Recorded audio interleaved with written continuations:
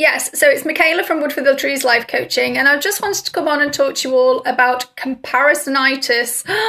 It's a fatal disease. I digress as usual. You get me off on tangents. So I just wanted to talk to you about comparisonitis. Comparisonitis is absolutely about being ourselves, being unique, and the fact that we can't be anybody else but us. But we do it. We do it all the time.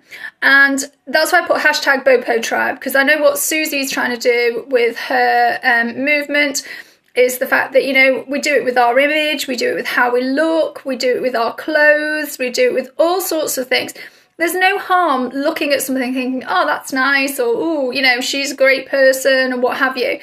But actually, if you have comparisonitis in a way that actually brings you down, body size, exactly, you know, you are what you are, and you've only got your own body shape, and body shape can come in so many different forms and sizes. You know, I'm 5'4". I am never ever going to be a 6-footer. It's not going to happen, you know. And okay, I can wear heels. You are you, and there's no one youer than you. Absolutely, Amy, that is so true.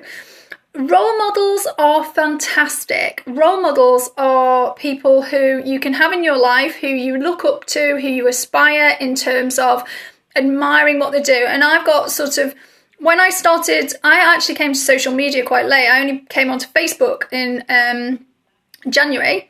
And then I, absolutely, Nika, if you try to be someone else, who will you be? Completely. And I came to Facebook in about January, and there were quite a few ladies on there who I started to follow, and I absolutely admired them. And what I could see that they were doing, hi Tanya, are you okay? What I could see what they were doing was really, really inspiring. But not at one point did I want to be them, because I'm me. And the way that I do things and the way that I bring my message and my mission is completely different to them. So it's really, you're new to Facebook and Scope. Cool, Ash Love McGee. Well, you're in good company here. So I was following a lady called Claire Mitchell initially, who runs the Girls Mean Business, and she is fantastic. And I absolutely love the fact that she lives in the northeast of England. She has got a little girl. She manages her business completely from home. She says now, after 3 years of sort of working super hard, she probably puts in about 4 or 5 hours a day, and she's earning over £1 million a year. And she's somebody who is inspirational to me in the fact that the way that she goes about her business and the way that she actually runs her company is exactly how I would like to run my company. But I don't want to be her, because I can't be her. I'm me, and my coaching practice is very different from hers. Hers is all about marketing. Hi Tanya, how are you doing?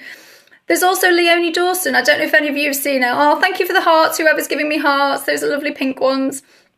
Leonie Dawson is an Australian lady, and again, absolutely fantastic. I was referring to a lady called Claire Mitchell. Claire Mitchell, the Girls Mean Business.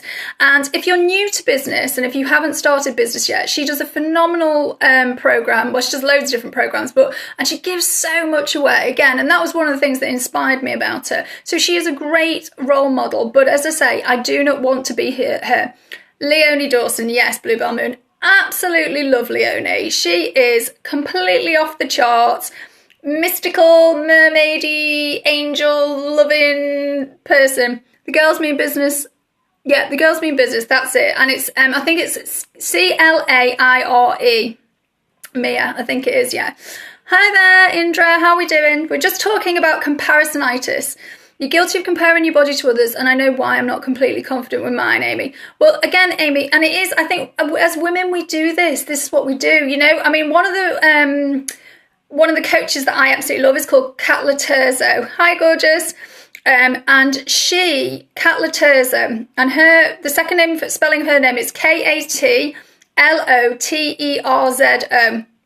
Kat Laterzo, again, is an Australian, and she used to be a personal instructor, and you see her body, you know, she's just had 2 kids, and her body is to die for in terms of the fact that she's so disciplined. For me, my priority isn't being in the gym the way that she can go hard in the gym. It just does not do that. Kat Loterzo, Loterzo. But what I love about Kat is she's ass kicking, right? So her whole approach is stop with the shit. Excuse me, I've got a child next door, otherwise I'd say it. Stop pissing about. Get on with it. Stop making loads of excuses. And I've actually used her as a coach. So I've used Claire when I first started doing some marketing stuff. And I've used Kat and actually done some calls with Kat. And she absolutely kicks your backside. So if you don't want to be scared... Hi, Stacey. I haven't seen you for ages. If you don't want to be scared and, literally do have your ass kicked, and I'm in one of her groups on Facebook, then, don't go to Kat. But she is inspiring because, again, she's got a laptop lifestyle. She goes all over the world. Again, I don't want to go all over the world.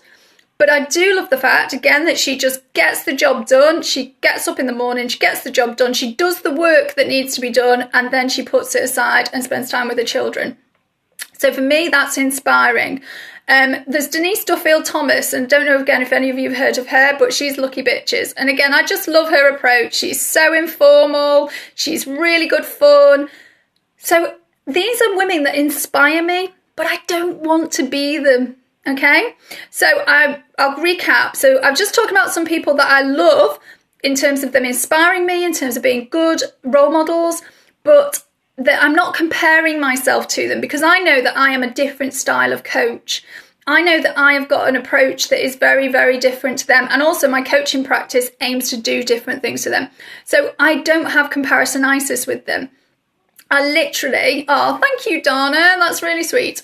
I literally look at what they do, admire it, I am inspired by it, but I do not want to be them. I want to be me, and I want my business to go the way that I want it to do. And again, the other, like we were just saying about the body side of thing, like Amy was saying, as women, we have terrible comparisonitis with bodies, and it does us no good.